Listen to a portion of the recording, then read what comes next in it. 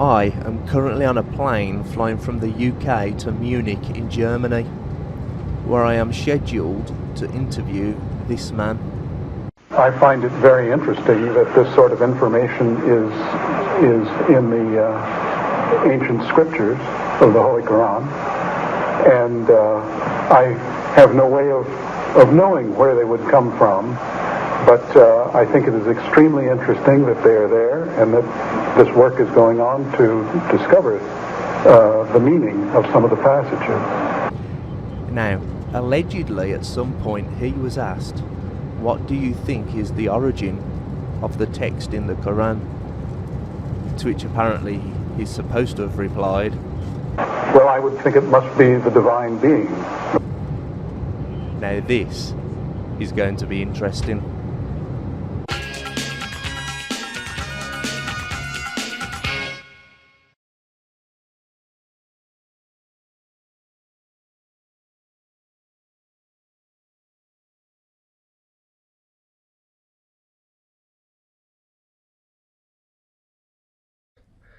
Right, the first thing I would like you to do, if you wouldn't mind, would be to tell the people watching what your name is, please. William W. Hay.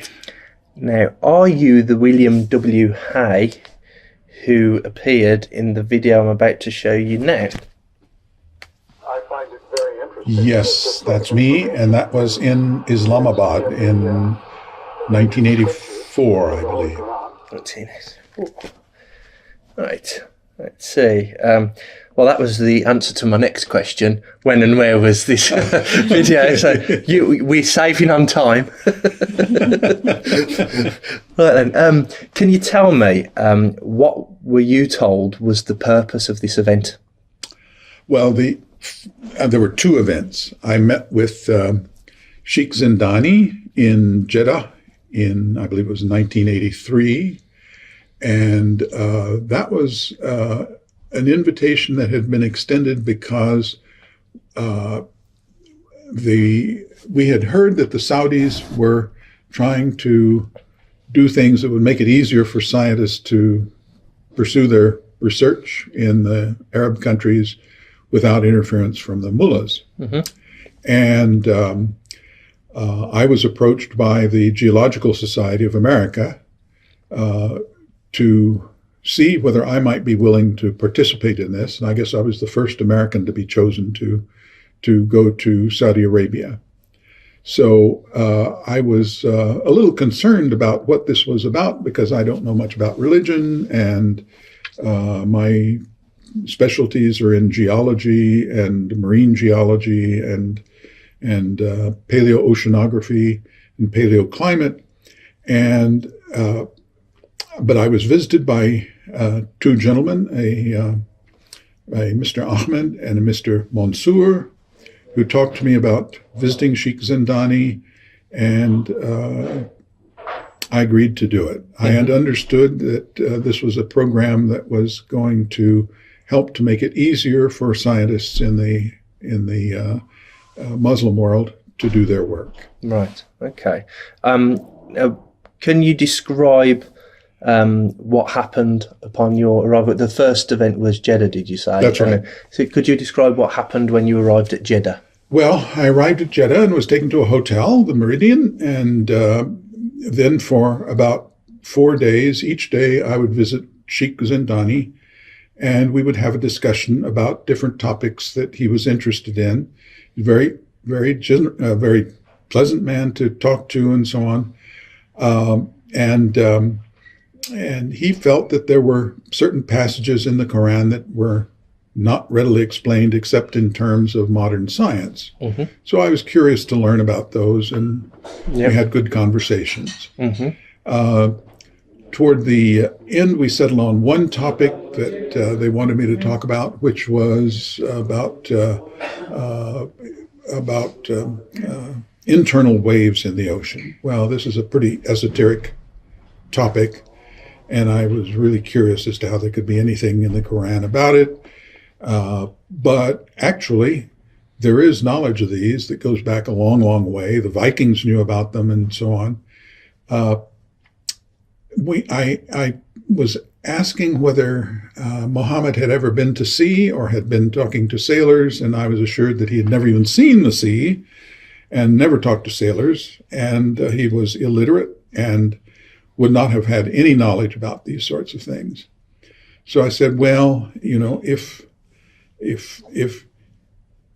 there were no possibility that he had ever heard any of this or this or this or this, then I made the statement, well, then you could say it was information from a divine being, but that would require a lot of proof. You would have to be sure that none of these other things had happened, and there didn't seem to be evidence that one could exclude them from having happened.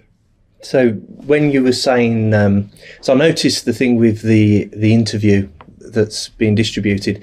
You're saying that the information in the text presented to you was quite interesting, and that it's good that they're trying to work out the origins of this text. And then the video cuts immediately to a new scene where you say it must be from the divine being. Now, the accounts that I've got, there's one here, which is a Quran, which has got claims for scientific miracles in, and you're listed in the back. And it says, for that part, and when he was asked about the source of the Quran, he replied, well, I would think it must be the divine being. So are you saying that that is a misrepresentation? That's a misrepresentation. Okay. There's no question about that. At the meeting, and now that was, I think those quotes are all, or the video is from the meeting in Islamabad, which was a year later, which was a larger conference. Mm-hmm. At the meeting in Jeddah, we had a final session that was filmed out on a boat. And again, the sheikh went through his list of things, and I explained all the things that I thought might not be true. Yeah. That things that Muhammad might have known, and so on and so forth. And he said, but if we exclude all of those, then what is the conclusion? Well, then I said, well, then you conclude it could have come from a divine being. Yeah. What came after that is, of course, recorded, and that is I think I made a statement, but I don't think that's what happened. So effectively what he'd done was to say, look at this information. You'd presented lots of various ways that he could have known it through purely natural means. And he said, well, what if he'd never did this? What if this isn't true? What if this isn't true? Painted a purely hypothetical situation. Right. And you said, well, under those conditions, it must have been from the divine being. But I don't think so. That's right. And then the middle was cut out. And then, of course, the fake question was presented. And I realized this had gone on for about 4 days, preparing me for this, and to get to the point where one would finally say those words that he wanted to hear. Mm-hmm. So he was a very clever person. Let's see. So that was the follow-up visit to Islamabad. You said to me earlier before we started recording that took place on a boat. This was in Jeddah. Jeddah was the boat. Yeah. Okay. Yeah. Now the conference in Islamabad, I think the video is from the conference in Islamabad. Mm-hmm. There were a number of people present. It was a meeting with several hundred people present, conducted in the Parliament building of Pakistan. Mm-hmm. And at one point we had a panel discussion. Yeah. And that's what the video is from. And what I emphasized there was that it's interesting that these things might be in a religious text, but I didn't know why they would be there. Mm-hmm. And the biggest problem with them is interpretation, because I think the sheikh was reading into them all sorts of modern interpretations which weren't necessarily original. Mm-hmm. And perhaps I should say that I think the problem in this whole area is that the meanings of the words, while the words themselves are preserved in script, mm-hmm. the meanings of the words may not be the same today as they were in the year 700. Mm-hmm. That happens in all other languages. I don't know why Arabic would be any different, that meanings of words don't change with time. Mm-hmm. So I think that's probably the biggest problem in the whole thing, is that the words don't mean the way the sheikh is interpreting the words, which seems to be his unique way of interpreting the words, is not the same as what the original words meant. Mm-hmm. Of course, there's various exegesis on the Quran from different centuries where these miracles are never told. We're not had these miracles described to us in advance of the scientific discovery, but then when the scientific discovery is made, people look back and say, "Oh, look what the Quran clearly said all along." These most of them are things that I would think that if God wanted somebody to make a great revelation, these are not the things I would have expected him to. Because they're all readily observed. What specifically was the one specific miracle claim that Zindani wanted you to look at? This was about internal waves in the ocean. Yeah. And he interpreted it with a very modern interpretation. I think when I look at the English translation, that what may have been intended was to talk about the glitter, what we call glitter, which is the light that you see on the seafloor that's formed by waves, and then they focus the light in a different way. And what you see on the seafloor looks like something very different from what you see on the surface. Mm-hmm. That would be an alternative interpretation of what the words might mean. Yeah. But I would think that anybody who had been to sea, and the Arabs had an enormous 1,000-year history of seamanship, would have had a lot of knowledge about these sorts of things. You gave an example to me earlier before we started filming about one place where two seas are meeting where people would have fished. Oh, yes, certainly in the Bosporus, yes. And that's where two seas meet, the Black Sea and the Sea of Marmara. The waters flow out from the Black Sea, and below the outflow is an inflow into the Black Sea. Mm-hmm. And this has been known forever, because when fishing boats go there, the fishing boats would normally drift toward the Sea of Marmara with the outflowing water. But when they lower the nets to the bottom, the fishing boats are dragged backwards in the other direction toward the Black Sea. Yeah.